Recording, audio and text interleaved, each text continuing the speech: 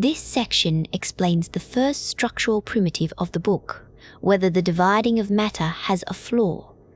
Grind cinnabar to vermilion, and it stays mercuric sulfide, so Fenwick opens by asking whether division has a bottom. Democritus named that bottom atomos, meaning indivisible. The chapter's whole move is that the name was wrong. Each supposed bottom hides structure. The atom yields Thomson's electron, then a nucleus. The generative primitive is recursive descent with receding floors. Keep dividing until identity breaks. Discover that the indivisible unit is itself composite. Then repeat one level down. This is the discreteness premise the entire book stands on.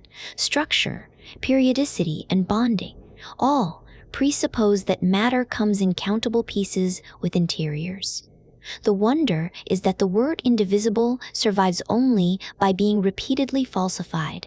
This section explains what a nucleus is and why one number governs everything the rest of the book builds on. An element is its proton count. The nucleus is where identity lives, and everything that follows, periodicity and bonding, hangs off that one number. The chapter's generative move is this. A bound whole weighs less than its separated parts, and that mass deficit divided per nucleon is a single scalar that ranks the stability of every nucleus that exists. The curve peaks at iron 56, which is why iron floods planetary cores and the cosmos. Fusion and fission are then one phenomenon rather than two. Both release energy by climbing toward that peak, light nuclei from below, heavy nuclei from above. Stability is a maximization. Identity is a bound configuration. This section reviews the quantum foundation the rest of the book stands on. Below the scale where you can weigh a mole or measure a volume, the only probe is light striking matter, and light refuses to be one thing. Superposition, interference, and the double slit make it a wave. The photoelectric effect and the black-body spectrum make it a particle. The chapter's single move is to promote this wave-particle duality from paradox to primitive. The same entity answers as wave or corpuscle depending on which question you pose it, and that ambivalence is what forces energy to come in discrete steps rather than a continuum. Everything, the book will later say about orbitals, bonding, and spectra, presupposes this. Bohr's shock is the toolkit that atomic structure in Chapter 4 inherits. This section shows how the entire architecture of the atom follows from a single electron and a single equation.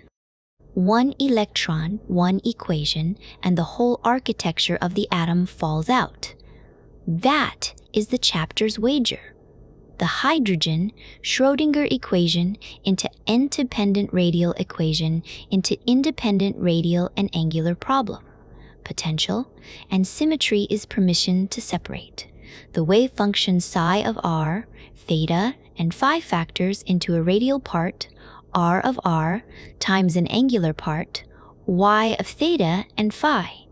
That split turns one intractable partial differential equation into independent radial and angular problems. Each separated factor is forced to stay finite and single-valued on its domain. Under that constraint, each admits solutions only at integer-indexed values, and those integers are the quantum numbers n, l, and m. Orbitals, shells, the shape of the periodic table, none of it is added by hand. It is the boundary conditions of a separated equation, counting themselves. The generative move to keep is this. Separability plus finiteness quantizes.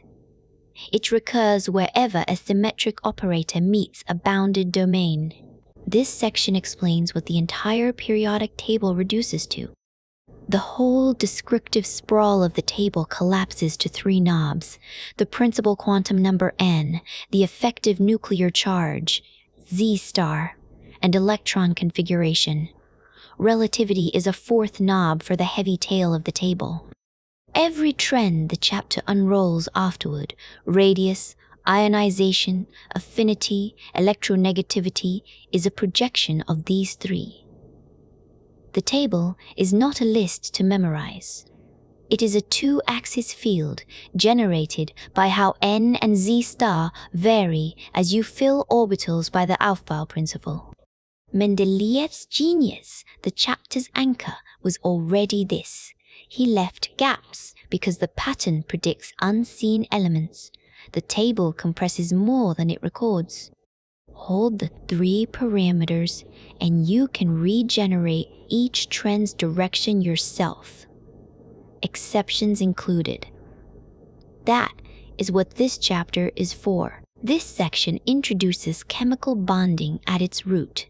A bond is the energy well that two nuclei fall into when sharing electrons, lowers the system below its separated state. It names an energy relation rather than a physical object. You place between the atoms.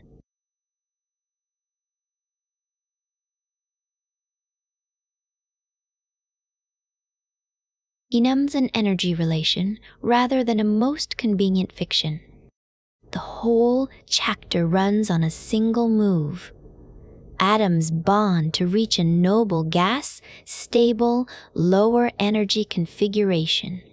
Everything downstream, the Lewis octets and the oxidation numbers, is bookkeeping over that one drive. The generative surprise is the Van Arkel triangle that opens the chapter. Metallic, covalent, and ionic bonding are three corners of one continuum rather than three separate kinds of bond. That continuum is parameterized by the average electronegativity of a pair and by the difference between them. Given any pair, you can now predict where it sits. The boundary case is the noble gas itself. Its shell is already filled, so there is no well and no bond. This section explains where molecular shape comes from and how it falls out of a single rule. Shape is what electron counting leaves out, and this chapter recovers it from one variational rule. The valence electron pairs around a central atom settle where they sit maximally separated on a sphere. 2 give linear, 3 give trigonal, 4 give tetrahedral, and on upward, whenever, 3 give tetrahedral, and on upward.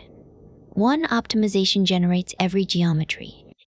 The surprise Fennig understates is the nature of the repulsion that drives this. That repulsion is the Pauli principle at work, not the Coulomb force.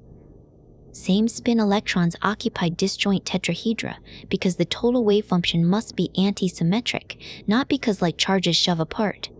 Geometry becomes a symmetry constraint wearing an electrostatic mask. This is the lift out of the flat Stanley-Lewis world of counted bonds up into the three-dimensional structure that enzyme binding, chirality, and catalysis actually turn on. This section explains why a molecule is best captured by its symmetry rather than by its atoms. A molecule, at the level that matters here, is the set of motions that leave it looking untouched. Rotations, reflections, inversion, and the do-nothing operation. That set is a group. Compose any two operations and you land on a third. Already inside it, every operation has an inverse, and one operation is the identity. So a shape symmetry becomes an algebraic object, and every molecule collapses onto its point group, a handful of name boxes, no matter which atoms fill it. That is the chapter's whole leverage. Once you name the group, the hard chemistry downstream, the bonding, the spectra, and which vibrations are allowed, reduces to bookkeeping on that group. Geometry in, algebra out. You classify a molecule by what stays fixed, never by what is there. This part explains why a molecule's vibrational spectrum is fixed by its symmetry before any measurement is taken. A molecule's spectrum is the shadow its symmetry group casts on light. That, is the whole thesis, and this chapter is where the group theory machinery built earlier finally pays out into something measurable. Here is the move. A molecule's 3n nuclear degrees of freedom minus translation and rotation leave 3n minus 6 of them, or 3n minus 5 if the molecule is linear. These are its normal modes, the standing wave superpositions that every messy vibration decomposes into, each one a natural frequency like a tuning forks. The generative primitive to carry forward is this. Symmetry determines spectroscopy because each normal mode transforms as an irreducible representation of the point group, and whether a photon can excite it is fixed by that label alone. Structure predicts observation before any experiment. This section explains what a covalent bond actually is at the level of orbitals and amplitude. A covalent bond is what two half-filled atomic orbitals become when their wave functions superpose. The shared pair is one single amplitude spread across both nuclei, rather than glue holding two fixed atoms together, and its energy is lowered by electron exchange. The chapter's generative move is that geometry comes for free because the Hamiltonian is linear, and Hermitian, any linear combination of orbital solutions, is again a solution. So you may pre-mix S and P into whatever hybrids the observed shape demands. Methane's 4 identical bonds, each at 109.5 degrees, come from sp3. Pauling's hybridization is bookkeeping rather than new physics. It is the same note played in a different timbre. Bonding is superposition, and you simply choose the basis that makes the molecule symmetry manifest. This section explains why a metal behaves the way it does by counting one familiar bond all the way to its limit. A metal is a molecule the size of the crystal. Take the previous chapter's molecular orbital construction and let the atom count run to the Avogadro limit. N atomic orbitals give n molecular orbitals, and as n explodes, the discrete rungs collapse into a quasi-continuous band. Every property follows from that single delocalization. The same shared electrons bond the lattice, dictate its closest packed geometry, and carry current. One mechanism does 3 jobs. Whether the band comes out half-filled or gapped is the whole distinction between conductor, semiconductor, and insulator.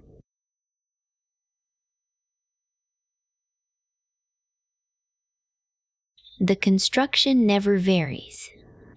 Bragg's epigraph names the method exactly. Covalent bonding, counted all the way to its infinite limit, is the metal. The force is unchanged. Only the accounting is taken further. This section explains why ionic bonding turns the whole shape of a solid into a counting problem. Because the bond is omnidirectional. Every cation pulls on every neighboring anion with no preferred axis. So an ionic solid's whole geometry reduces to a packing puzzle. That is the chapter's generative move. Take the larger ion closest packet, then drop the smaller ion into the vacancies.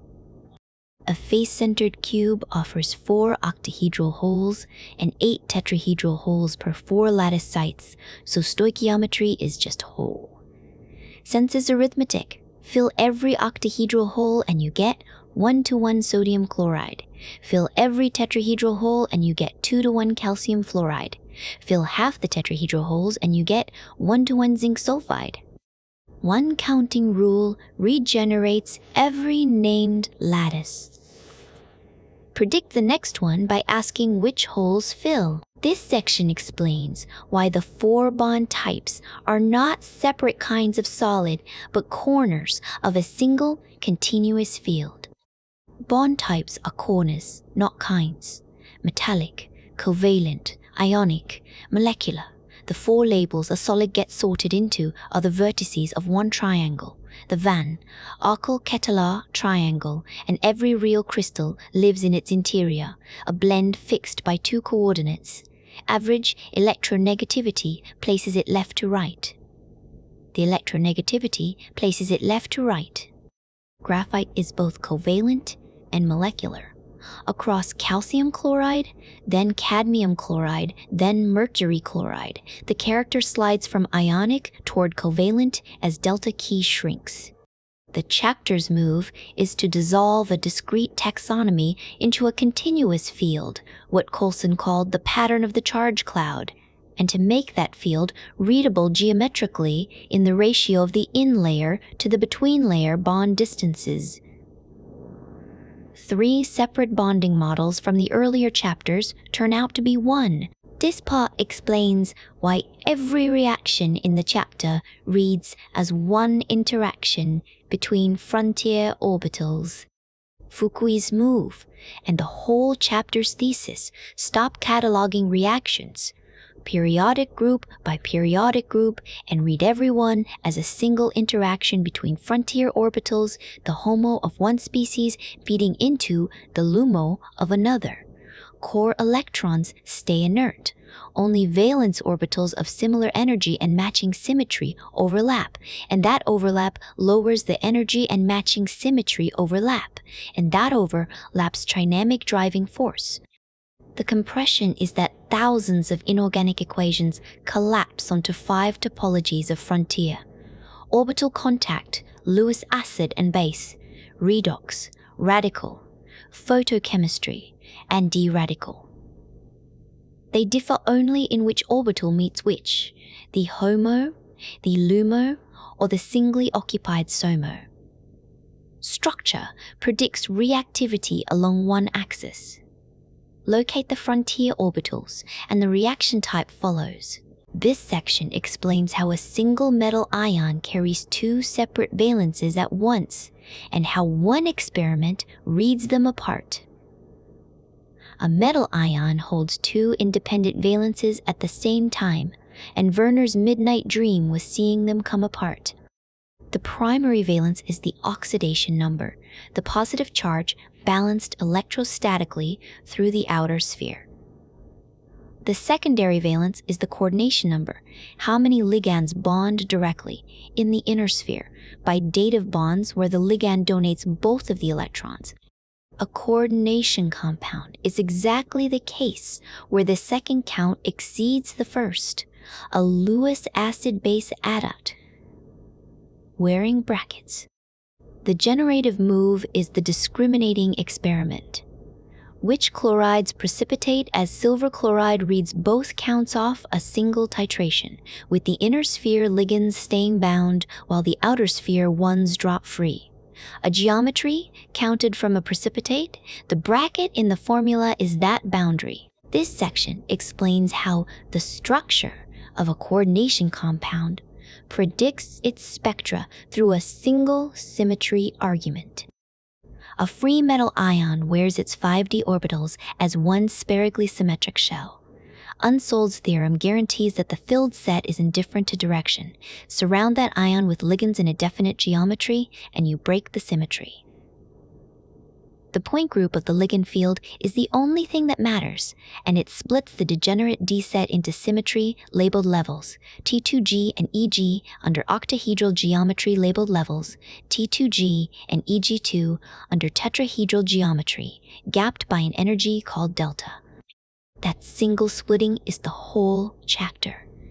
Color, meaning which D to D gap a photon matches, and magnetism, meaning whether the electrons pair up to dodge delta or spread out to dodge each other, are both just the level diagram read twice. Ballhausen's ligand field theory is the frame that holds it together. Structure predicts spectra through one symmetry argument, the sane degeneracy. Lifting move that symmetry breaking makes everywhere.